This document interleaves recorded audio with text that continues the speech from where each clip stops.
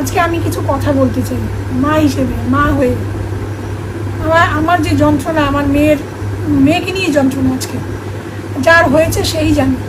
সায়নী চলে গেছে, সায়নীর মা বুঝতে পারছে। আমি যেদিন খবরটা পেয়েছি সেদিন আমার খালি মনে হচ্ছে যেন আমার ঘটনাটা যেন আবার ঘটেছে।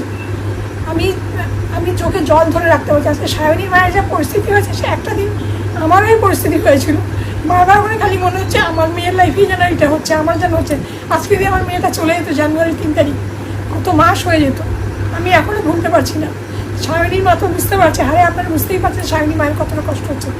তবুও আমি বলছি যে আমার মেয়ের সঙ্গে যে ঘটনাগুলো ঘটে চলেছে, সেই ঘটনাগুলো আমি পাচ্ছি না, কারোর কাছে সাহায্য পাচ্ছি না। এই কারণেই পাচ্ছি না, সোনারপুর থানার যে একজন ইন্সপেক্টর আছেন সন্তু মণ্ডল, উনি এই কেসটা দেখছিলেন। দেখার পরে উনি নিউ টাউনে গত ফেব্রুয়ারি 3 তারিখে আমার মেয়ের জামা কাপড় কিছু ছিল, সবই ওখানে ছিল, কিচ্ছুটুকু ছিল না। ওই জন্য আমরা চেষ্টা করেছি নেওয়ার জন্য। তা উনি ফেব্রুয়ারি মাসের 3 তারিখে, মানে 2026-এর 3 তারিখে এই জিনিসগুলো যতটুকু আনতে পেরেছি, মানে ওই পোশাক আশাক যা ছিল ওগুলোই আনতে পেরেছি, এনেছি। তার জন্য ওনাকে বিনিময়ে আমাকে তো 15,000 টাকা দিতে হয়েছে। এগুলো তো কোনো প্রমাণ থাকে না, এগুলো কোনো প্রমাণ থাকে না, এগুলো কোনো ক্যামেরাও থাকে না, লোক সাক্ষীও থাকে না, শুধু যে দেয় সে জানে আর যে নেয় সেই জানে। অতএব উনি নেওয়ার পর এটা নিয়েছে, নেওয়ার পরে জিনিসগুলো আনিয়েছে। তারপরে দীর্ঘ জানুয়ারি থেকে ফেব্রুয়ারিতে ওই 3 তারিখ জিনিসটা পেয়েছি, মানে 1 মাসের মাথায়। জানুয়ারি 3 তারিখে আমার মেয়ের এইরকম ঘটনা ঘটলো, তারপরে ফেব্রুয়ারি 3 তারিখে আমি জিনিসটা পেয়েছি। তারপর থেকে আজ অবধি এই 4-5 মাস হয়ে গেল, আমার যে চন্দননগরের মেয়ের যে জিনিসগুলি পড়ে আছে, সেই জিনিসগুলি আমি কোনো রকম সন্তু মণ্ডলের কাছে, উনি কেসটা দেখছে, কোনো রকম আমি সাহায্য পাচ্ছি না। এই কারণেই পাচ্ছি না, আমার মেয়ে যখন অসুস্থ ছিল তখন অনেক রকমের মানুষজন দেন, সেখানে মদন মিত্র দেখতে গেছিলো, তারপরে বিজেপির যুব নেতা একজন নাম বলেছিল, ওই মুহূর্তে ভুলে গেছি, এমনকি সিপিএমের কিছু লোকজন গেছিলো, ওনারা নিজেরাই এসে পরিচয় দিয়েছে। তো ওখানে ওরা পার্টিগত ব্যাপারে যায়নি, কিন্তু গেছে মানুষ হিসেবে। একটা ইয়ং মেয়ে, অল্প বয়সের একটা মেয়ে, এইরকম একটা ইনসিডেন্ট ঘটেছে, সেই মানুষ হিসেবে পাশে দাঁড়িয়েছে, বোঝানোর জন্য গেছে। আর শিল্পীর কোনোদিন জাত হয় না। আশমিকাকে আপনারা সকলেই জানেন বা চেনেন। আশমিকাকে দেখতে শুভেন্দুবাবুও গেছিলেন, মদন মিত্রও গেছিলেন মানুষ হিসেবে। কিন্তু আমার মেয়ের ক্ষেত্রে শুভেন্দুবাবু যায়নি ঠিকই, কিন্তু যুব নেতারা, সিপিএমের নেতারা সব গেছিল, তারা মানুষ হিসেবে গিয়েছিল, এর আগেও বলেছি। কিন্তু আমার মেয়ের ক্ষেত্রে মদনবাবু যেহেতু গিয়েছিলেন, আমার মেয়ে নাকি সেখানে কোনো পার্টির রং ছিল না, আমার মেয়েকে মদন মিত্র দেখতে গেছিল বলে তাই আমাদের অপরাধ, আমাদের এই সরকার নাকি কোনো রকম আমাকে সাহায্য করবেন না আমাদেরকে। এটা সন্তুবাবুর বক্তব্য, সন্তু মণ্ডলের। মানুষ বিপদের সময় চারিদিকে হাত বাড়ায় সাহায্যের জন্য, যখন বিপদের সময় যে সাহায্য করবে সেই ভগবানের রূপ হয়। অতএব এখন আমাদের অন্যায় হয়েছে, যেহেতু মদন মিত্র গেছিল সেই হেতু, আর মদন মিত্রের সঙ্গে অনেক রিপোর্টার ছিল, থাকে ওনার সঙ্গে, আর অন্যান্য যারা গেছিল, বিজেপির যুব নেতা একজন নাম ভদ্রলোকে আমি ভুলে গেছি, সিপিএমের লোকে ছিল, তো ওনাদের সঙ্গে কোনো রিপোর্টার ছিল না, তাই ওই প্রমাণটা কি নেই। সেই হেতু আমরা নাকি এটাই আমাদের অপরাধ, আমরা কোনো রকম কোনো কারোর থেকে, এখন যে সরকার আছে, কোনো রকম আমরা সাহায্য পাবো না।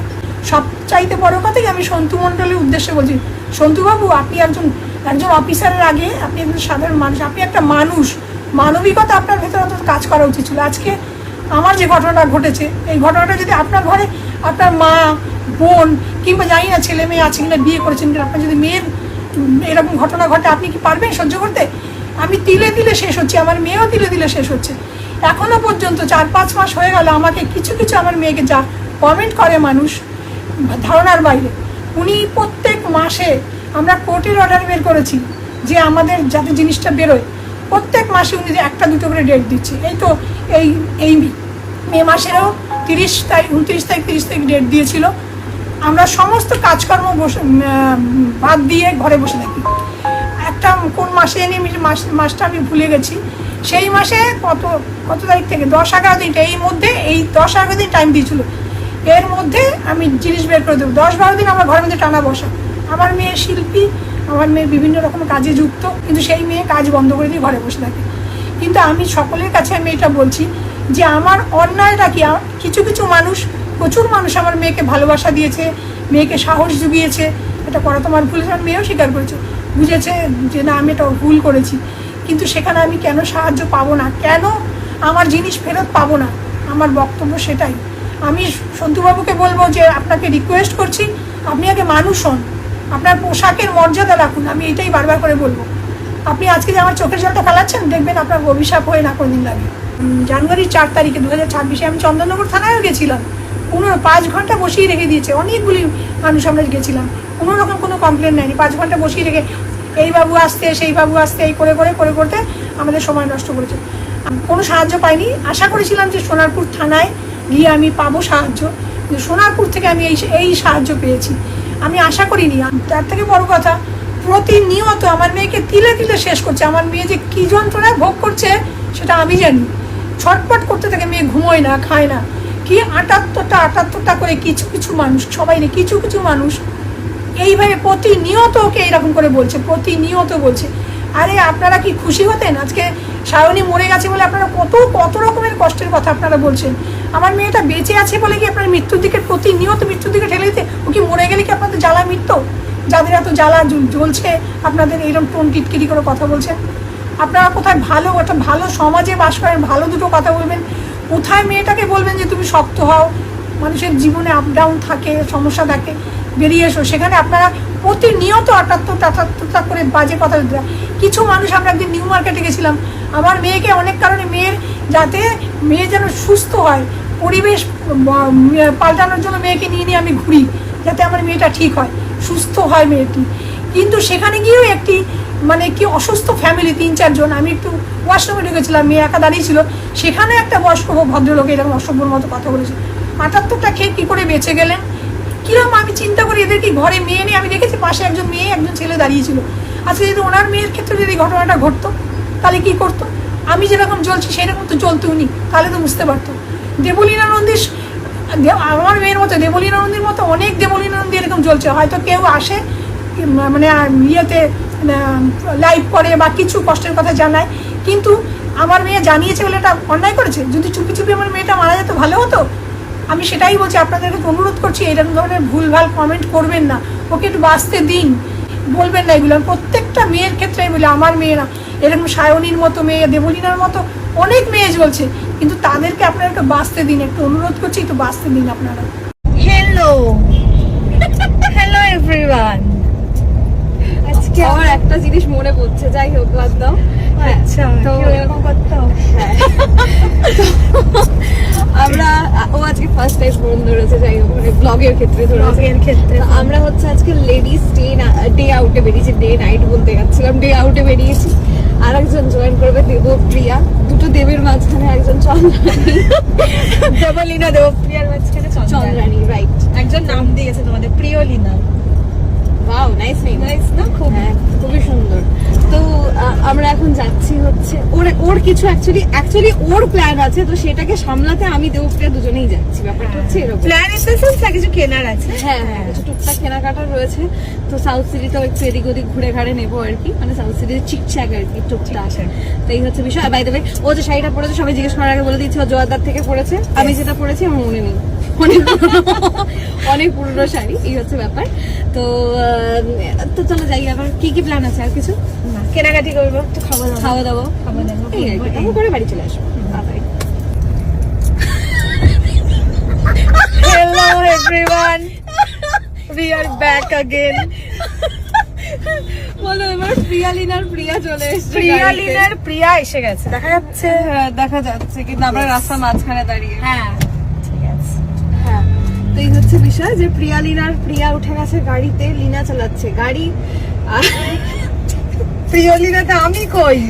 মেরে ভাই, হ্যাঁ তুই তো ব্লগ তুমি রানী চন্দ্রানীর রানী, তুমি বুঝেছো? তুমি সাইডে আপাতত সাইড ক্যারেক্টার। সাইড ক্যারেক্টার কোনটা ধরো? আমি নেই, সেলফি স্ট্যান্ড নাকি আমি? দেখিয়ে দিয়েছো আমাকে। কতক্ষণ ধরে রেডি হচ্ছিস বাবা? আর বেশিক্ষণ না, আধা ঘন্টা। ও বলছে কি তুই কতক্ষণে রেডি হবে? ও বলো 5 মিনিট। ও বলছে আমাদের পাল্লা পাগল হয়ে কি কিনলাম। হ্যাঁ, ওয়াকলের ব্যাগটা তুলে দেখিয়ে দিয়েছে। ওয়াকল থেকে আমরা বলছি না কত টাকার কিনেছি, দুটো ব্যাগ গিফট পেয়েছি তিনজনে।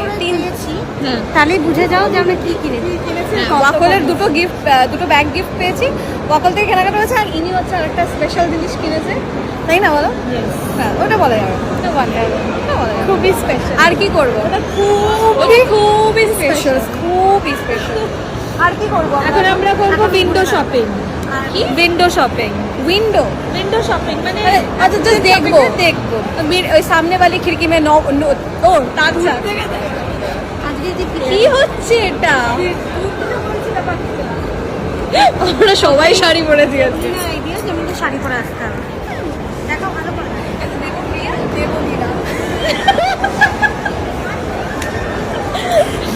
চলো তাহলে উইন্ডো শপিং করি। উইন্ডো শপিং তারপর খাওয়া দাওয়া। ইয়া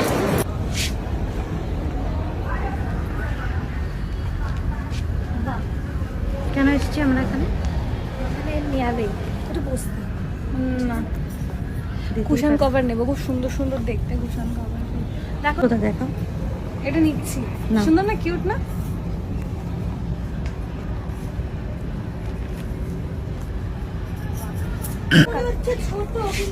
ঢুকে যাবে চেপে চুপে, হ্যাঁ তখন টাইপ ভালোই থাকবে। শুধু গভীর আলোচনা এরা রয়েছে, কোল বালিশ নিয়ে আলোচনা। রেসিস্ট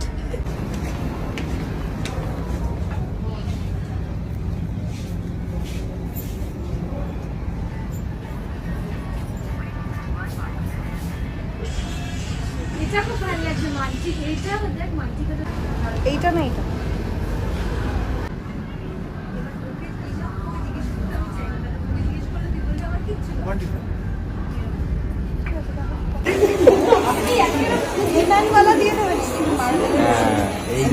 দিয়ে সামনে দাঁড়িয়ে ওদের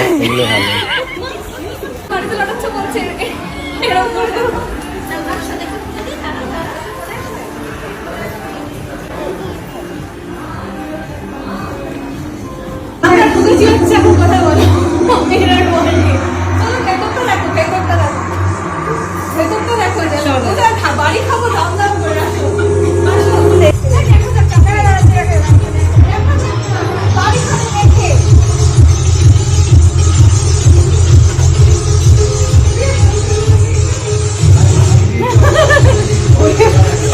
দেখো জাস্ট একবার ছাড় করছো না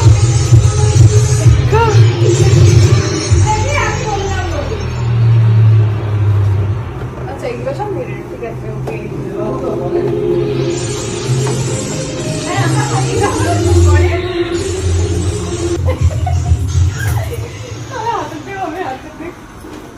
দরজা বেরিয়ে গেছি, চলো বাইরে থেকে দরজা বেরিয়ে গেছি বাইরে একটা ছবি